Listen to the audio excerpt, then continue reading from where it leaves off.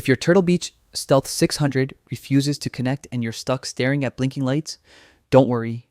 This video is going to walk you through the two most reliable fixes to get your headset working again.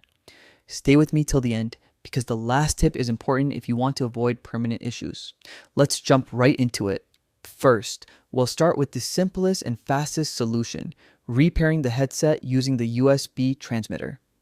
If you're using an Xbox or any other device, plug the Turtle Beach USB transmitter directly into it.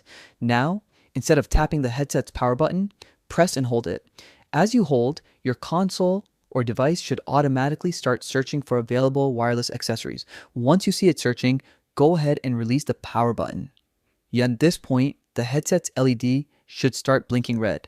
That means it's actively trying to pair. Give it a few seconds. Most of the time, the two will sync and you'll be connected again without any extra steps. But if that didn't solve the issue, don't stress. The next method is more powerful and often clears deeper connection glitches. This is the full headset reset. Make sure your Stealth 600 is powered on and connected to a charger or power source. Then press and hold the power button and the mode button together. They're usually on the same side of the headset.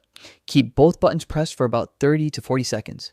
When you release them, the headset should reboot, clearing temporary software bugs and forcing a fresh connection attempt. Now, if you've tried both methods and your headset still refuses to connect, here's the important part. You may be dealing with a hardware defect.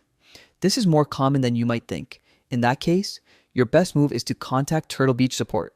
They can help with warranty, replacement, or repair options depending on your model and purchase date. And that's it. 2 quick, effective fixes that solve connection issues for most Turtle Beach Stealth 600 users. If this guide helped you out, make sure to like the video and subscribe for more simple tech fixes. Thanks for watching, and I'll see you in the next one.